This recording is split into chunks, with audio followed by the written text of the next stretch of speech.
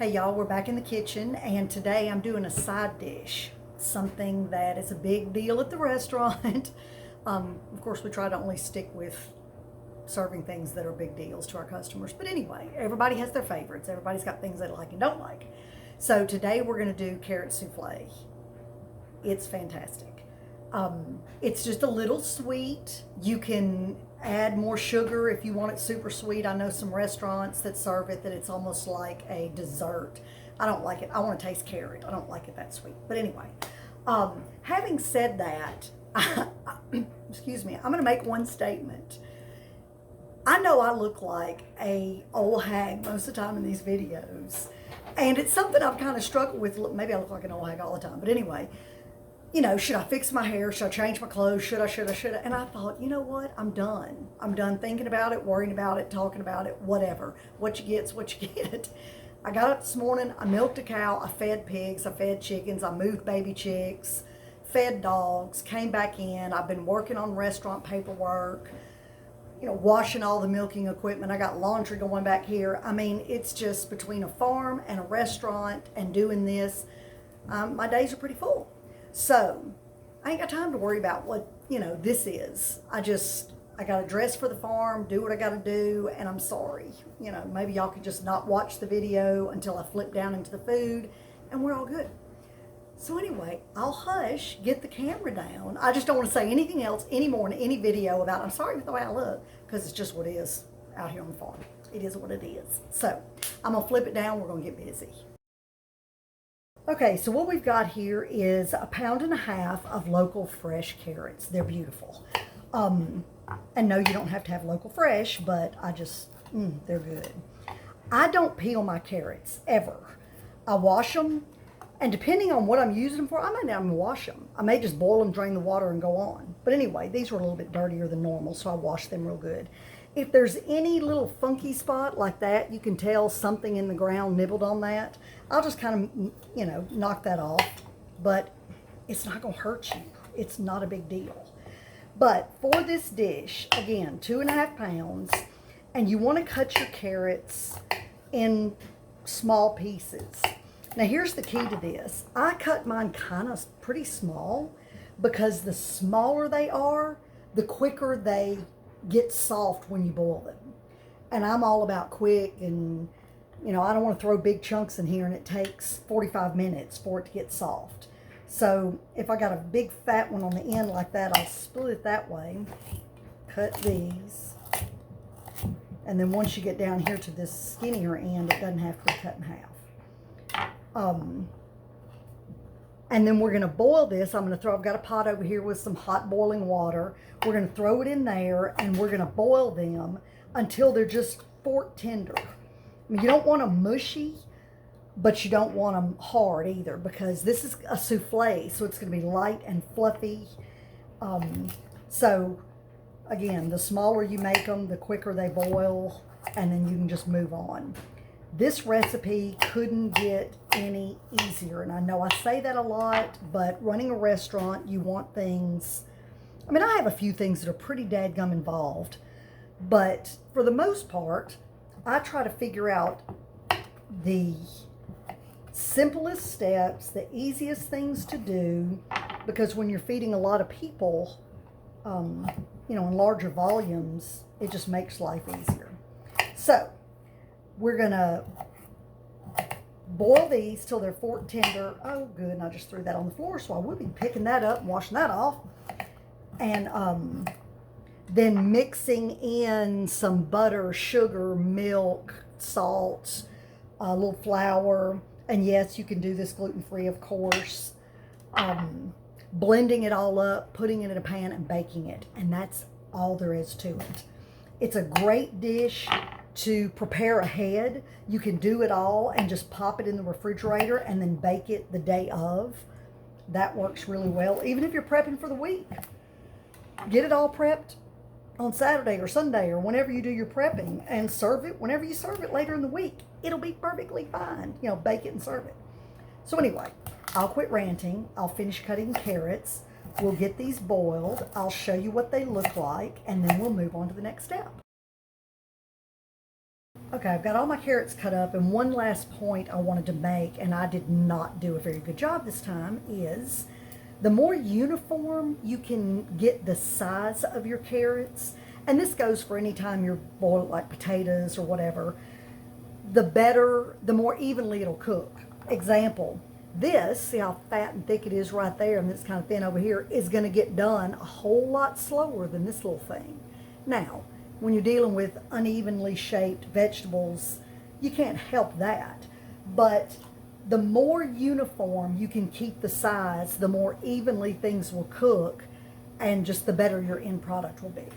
Because those little pieces will be ultra mushy, or those big pieces won't be all the way soft, and you have a different result. So I've got all the carrots in the pot. Let's see if I can move that over there. Boom, right there. And it is going to be boiling away.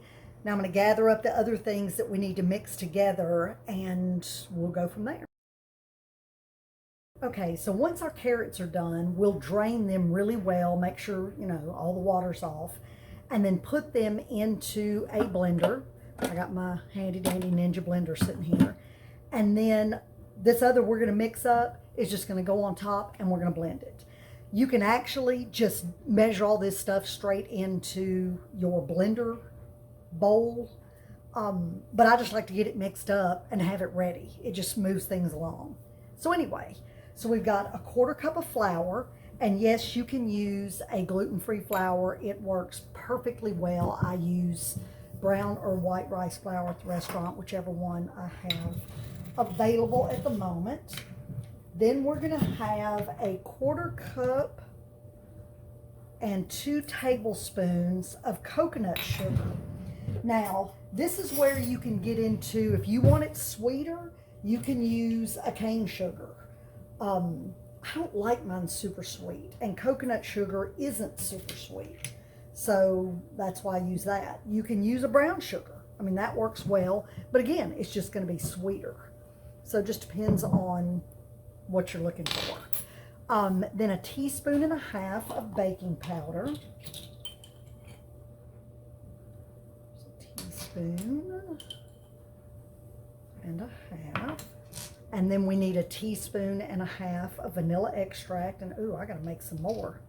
I'm getting kind of low. Nothing like homemade vanilla extract. And it's incredibly simple. It just takes time. And not hands-on time, just wait time. And then 3 eggs. Got our girls' beautiful golden eggs here. I think these, yeah, I gathered these yesterday. So they're pretty dang fresh. Then we're going to have 1 tablespoon of butter. And it's actually butter that I made. Woohoo. And 1/4 cup of milk. That's our daisy milk from our cow. Obviously, I'm just proud of our stuff, but you don't have to have all that. You can use store-bought, and it works well.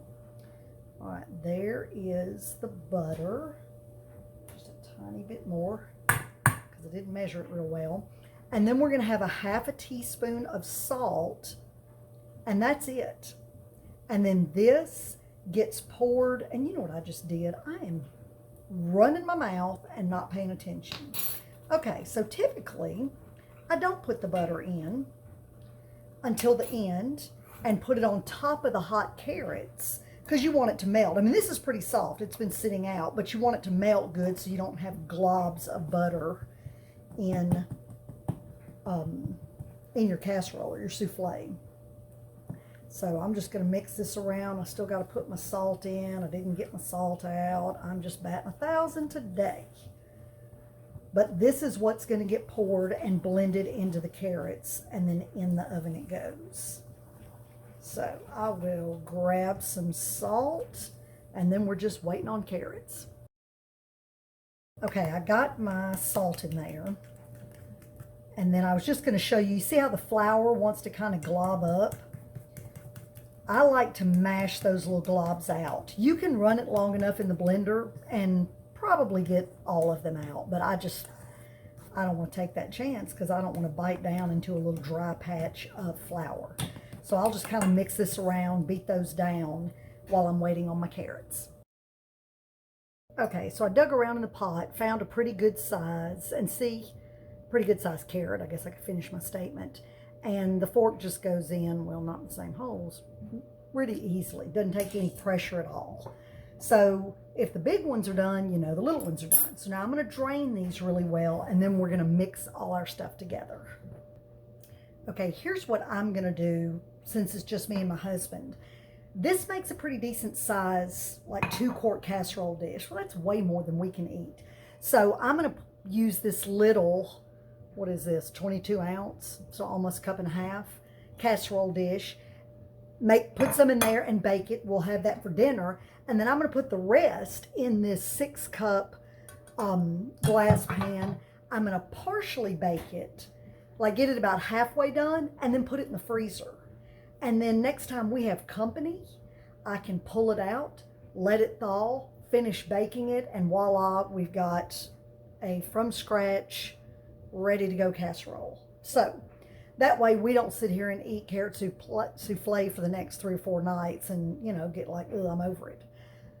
But my carrots are finished draining over here in the sink in a colander, so I'm going to get them put in the blender, and we'll move on to the next step. Okay, so we've got our hot carrots in there. I'm going to put my little bit of butter, this tablespoon of butter in here that I almost screwed up.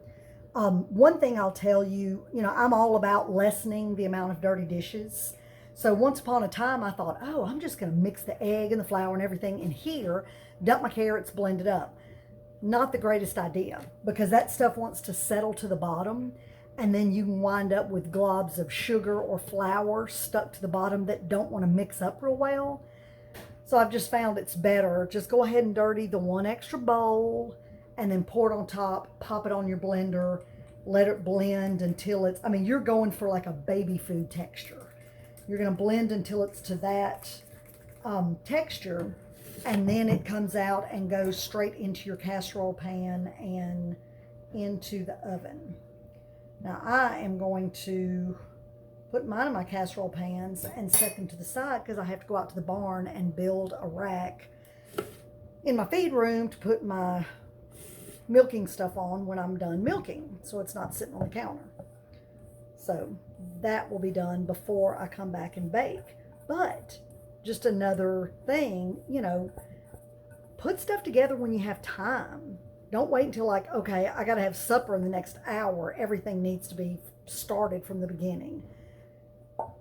You know, it's, what is it, 1:30, and I'm doing this. I'm going to go out and work, and then when I come back in and get supper ready, this is just pop in the oven. So it just makes life a whole lot easier. Okay, I'm going to head over to the blender. I'm not going to make y'all listen to all that whirling and screaming and hollering that thing does, but I'll come back and show you what it looks like. Okay, so I ran my Ninja for about 1.5 minutes on the puree setting, and that got me this texture. And I'm telling you, it's like baby food. But that's, I mean, that's what you want. You don't want chunky, because you want it to be light and fluffy. And I mean, it's a souffle, which is supposed to be very light and fluffy. And that's what this will be when it gets baked up. And it'll rise a little bit. And it's super yummy. Okay, I love, for whatever reason, I don't know, but I love to serve it with pork cutlets. I just think that's a great combo. I actually have some pork roast in the refrigerator. We may have ours with that tonight. But anyway, and that's all you've got to do. And then this will go in the oven on 350 for about 30 minutes. Now, since I split it into 2 dishes, it's not going to take this dish quite as long because there's not as much in there. This may go closer to 30 minutes. And then, like I said, well, no, let me back up. I'm about to let my mouth overload me. I'm going to get this totally done. We're going to eat it for dinner tonight. This one, I'm going to cook about 1/2 to 2/3 of the way done. So it'll be a little loose in the middle. It won't quite be set up all the way. Then I'm going to let it cool. I'm going to pop my little Snapware lid on top, label it, and in the freezer it goes for a later date. And that's all there is to that. That is carrot souffle. Now I'll show y'all some, come back for it with a picture or a quick little video snippet when I get it out of the oven. I'll do that for sure, because that way you can see what this looks like finished and then what this one is looking like when it's, you know, close to finished but not totally done. So it can be finished off at a later date. But that's it. That's carrot souffle. So the prep ahead is fantastic. You can cut up the carrots and mix up the rest, or cut up the carrots and boil them and blend it all and get it in your casserole dish, stick it in the fridge, and whatever day you're going to cook it, it's just in the oven it goes. It's super easy. So y'all give it a try. It's a fantastic dish. Some places I've seen it, they'll sprinkle powdered sugar on top. That makes me want to gag, but whatever, you do you. So if you like your sweeter, want to do the little powdered sugar, go for it. I just like it like this. So I'll be back with a finished picture. Okay, so this is the freezer container taken out of the oven. And if you can see, I did it for 20 minutes on 350. You see how it's still kind of moist looking in there, but it's more dry looking on the edges. So it's about 2/3 of the way cooked. So I'm going to let this cool, put a lid on it, pop it in the freezer, and then whenever I'm ready to serve it, I'll bring it out, thaw it, let it come to room temperature, and then cook it on 350 for about 10 minutes. And that should make it perfect. The other small dish, I popped back in the oven for about another 8 minutes, and it should be good to go. So that's it. That is carrot souffle. Y'all give this a shot and let me know.